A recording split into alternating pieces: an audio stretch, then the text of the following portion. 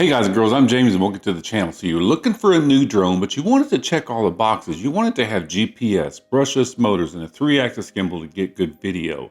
So you go out and you think the best deal is the DJI Mini Pro 3 with the RC controller. But Mrs. Budget says, no, that's way too much money.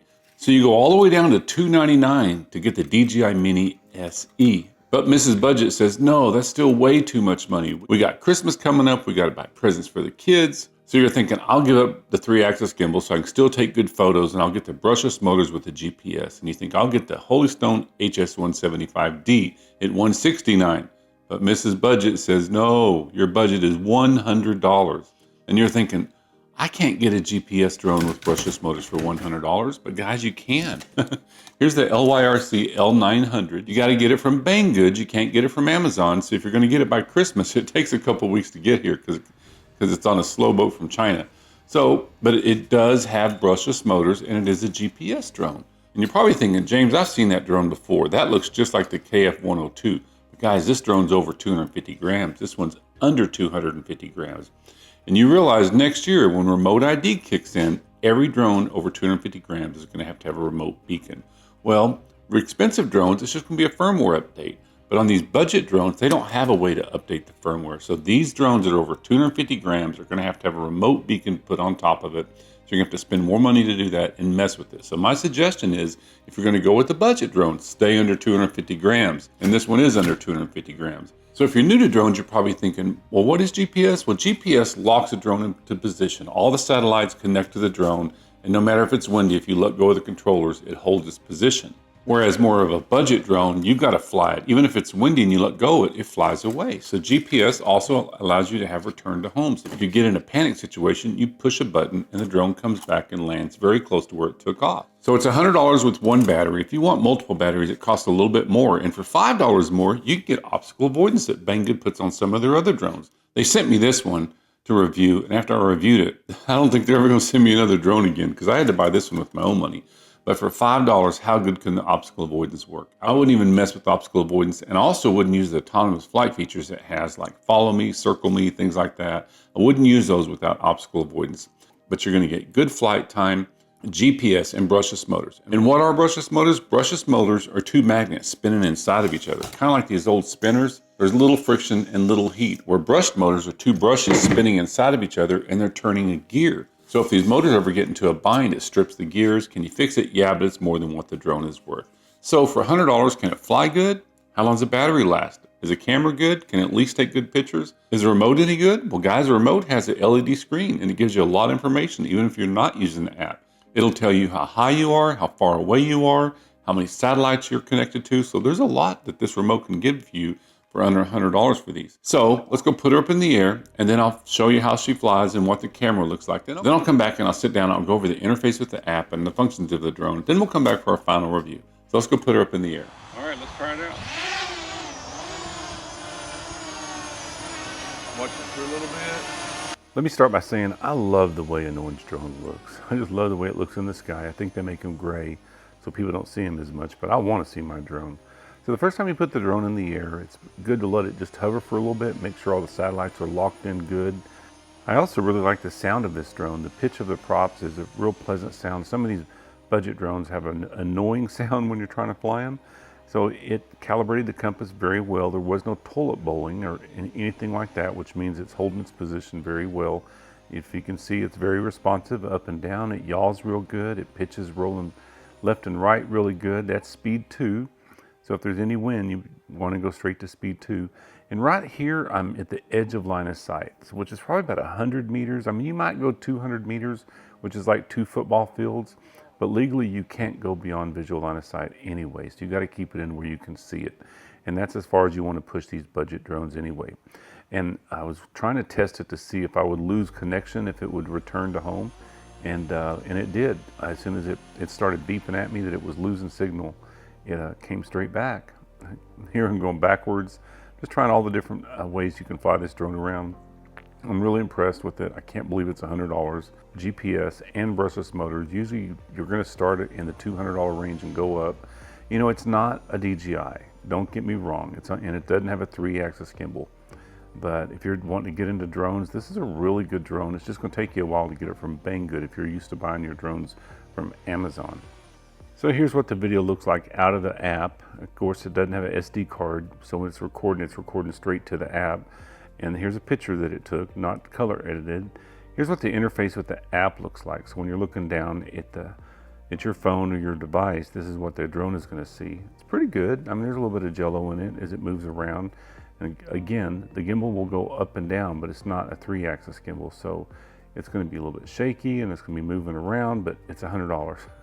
The cheapest drone you're going to get that has a really nice 3-axis gimbal in it, GPS with brushless motors, of course, is the DJI Mini SE at $299.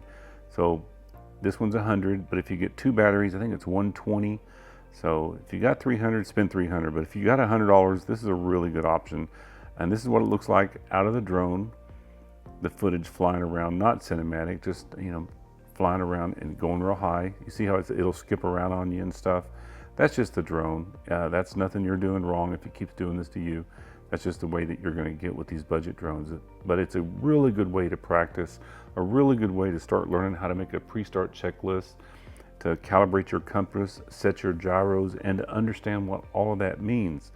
And this drone will operate on several different apps. And on some of those apps, it'll have autonomous flight features, which means it'll fly by itself once you set the mission. So it'll follow you, it'll do waypoints, it'll do circle you. But guys, on these budget drones without true obstacle avoidance, I wouldn't mess with that. I would just fly it around.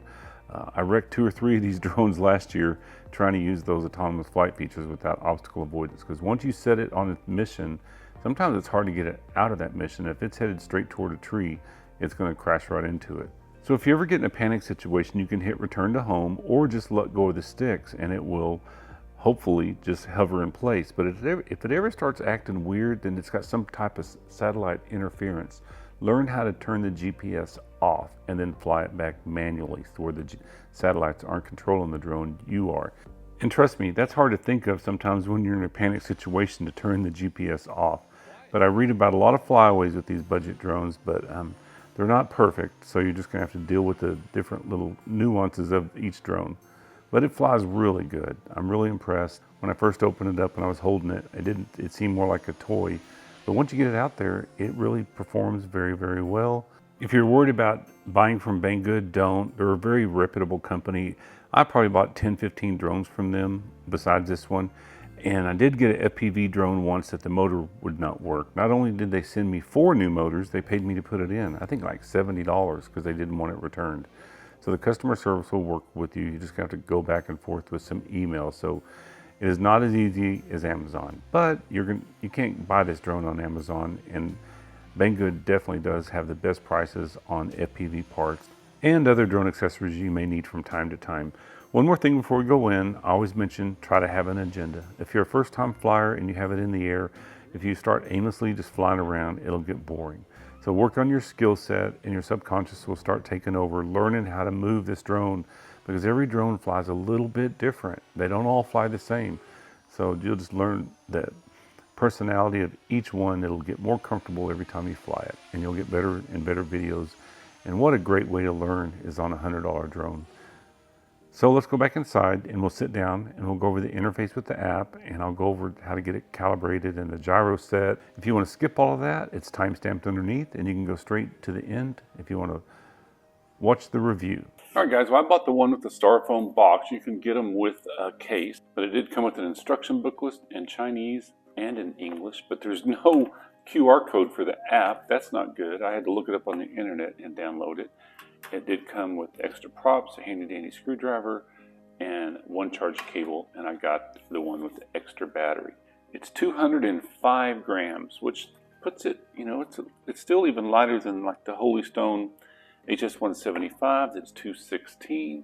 For comparisons, like the Air 2S, is almost 600. It's a foldable drone. It actually performed a lot better than I thought it did. Of course, the power button's on the top. If you change the props, make sure you get the right ones on there. They are labeled A and B. They have a different angle of attack. On the bottom, it does have an optical flow sensor, little antenna hanging out, and the gimbal moves up and down with the controller. And I really like the lights on it when it was flying. I really like the different colors of the lights. So to charge the battery, you just plug it in. There's no big clunky charge or anything like that. So to turn the drone on, just push the button on the top. It's going to blink at you. You turn the remote on by holding down. These 4 buttons here all have a different meaning. It's telling you that it's connected. One's GPS. So to connect the drone to the controller, you go up and down on the left stick. And now it's bound to it. Then you can set the gyros, which is, so make sure it's on a flat surface. Now the gyros are set. So if you're going to fly indoors, you want to turn the GPS off, then that light goes off. But if you're outdoors, you want to fly with the GPS on. So we're indoors right now, so we're not going to get our GPS signal. I really like this LED screen. It's going to show us how many satellites we have when we go outside. This is your return to home button. Right here's your speed switch, high and low, short press to take a photo, long press to take a video. This button will put it into headless mode. Don't ever learn to fly a drone in headless mode. It's too hard to go out. And this moves the gimbal up and down. See if it works. Yep. Wow, that thing's fast. There's no SD card slot, so it saves it straight into the app. As you saw, the film was pretty good. I mean, here's where you put your phone, and it's got 2 fake antennas on the top. And it is rechargeable. That's cool. It does not take internal batteries. And right here is where you tell the battery on the drone and the battery on the... So I use my phone to fly it, but let me show on the iPad how to use the app. So it's this RX drone.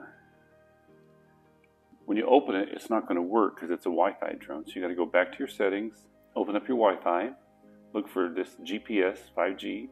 Now your device is connected to the drone. So when you go back and you open up the app and you hit play,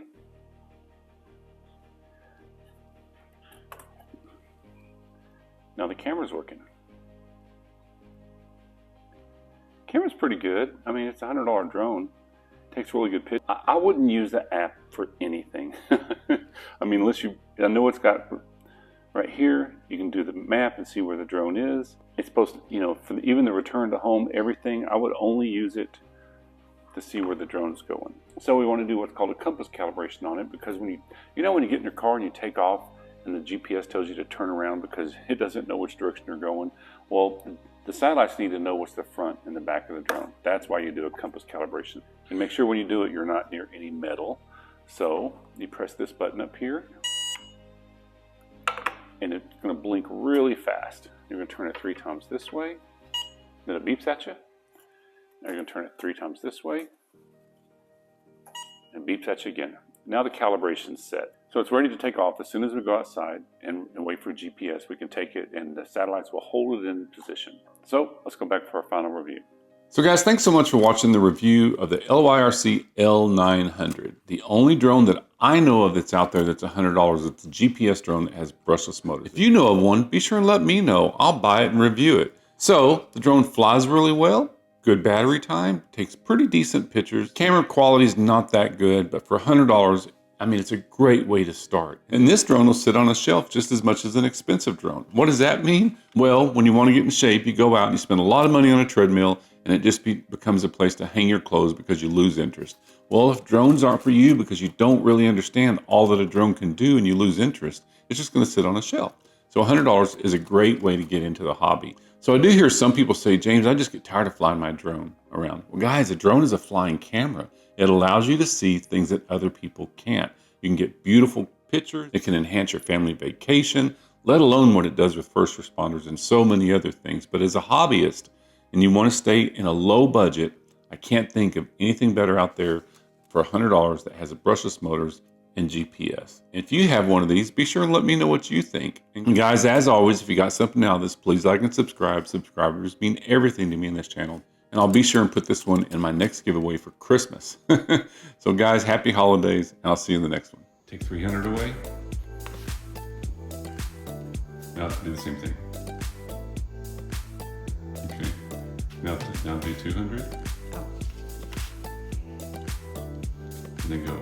No. Okay. Then hold up 1 and go.